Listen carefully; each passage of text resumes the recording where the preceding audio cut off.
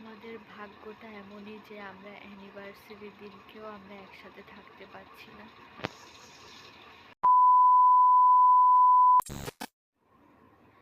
Hello বন্ধুরা, good morning. কেমন আছো সবাই? আশা করি ভালো আছো। আমিও খুব ভালো আছি। তো নান্টু বৈদ্য ব্লগে তোমাদের সবাইকে স্বাগত।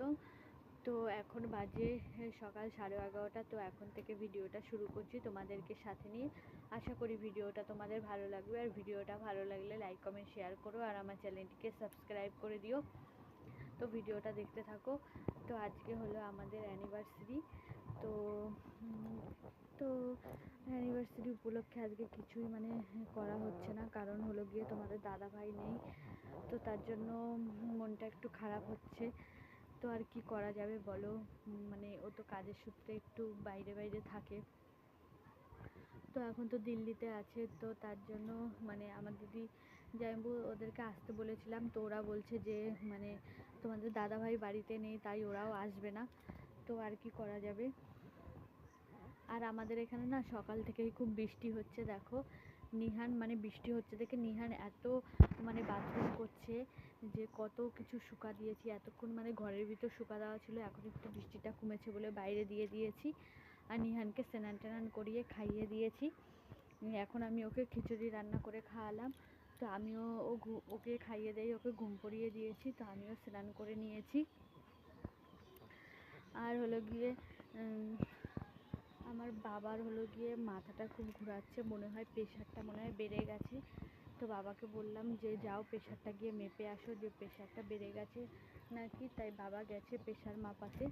তো বাবা এখনও বাড়ি আসেনি। নিহান ঘুমাচ্ছে, আমার মাও একটু শুয়েছে, মার শরীরটা ভালো লাগছে না, তো তার জন্য।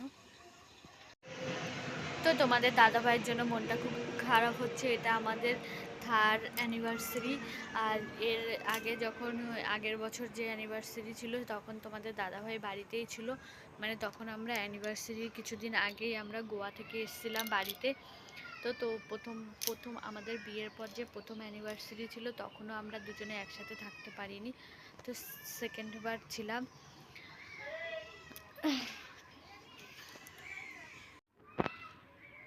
তো তোমাদের দাদাভাইও কালকে আমার দিদি জামাইবাবুকে ফোন করেছিল। তো দিদি জামাইবাবুকে আসার কথা বলেছে, তা ওরা বলছে আসবে না। তো তোমাদের দাদাভাই তার জন্য একটু মনটা খারাপ হয়েছে, বলে আমি নেই তাতে কি হয়েছে, ওরা আসলে তো খুব ভালো লাগতো। তো তার জন্য আমি বলেছি যে আমার জামাইবাবুদের দোকান তো ওদের গ্যাস ওভেন টোভেন বিক্রি করে তার দোকান। তো জামাইবাবুদের হলো গিয়ে বৃহস্পতিবার করে ছুটি থাকে। তো আমি বলেছি যে সামনের বৃহস্পতিবার যেন আসে আমাদের এখানে খাওয়া দাওয়া করে।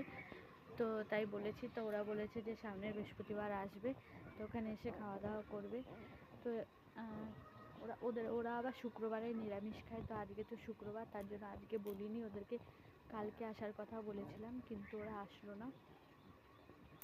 তোদেরকে যেহেতু তার জন্য সামনের বৃহস্পতিবারে আসার কথা বলেছি। তো দেখা যাক কি করে, আসে কি আসে না। তো দেখো বন্ধুরা, নিহান ঘুমাচ্ছে।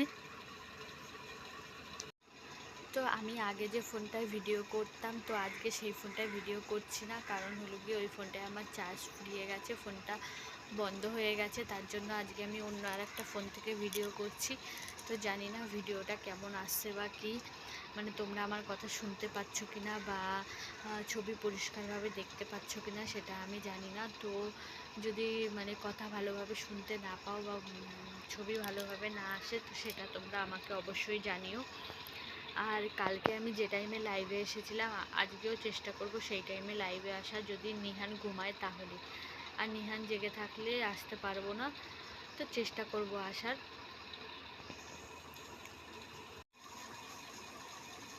তো সেটা নিয়ে ভেবে লাভ নেই।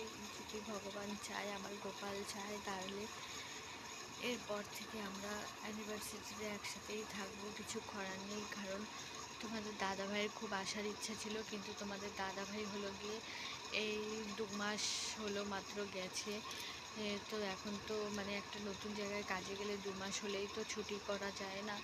তো তার জন্য আসতে পারছে না। আর কি করা যাবে বলো, এটা নিয়ে মন খারাপ করে কোনো লাভ নেই।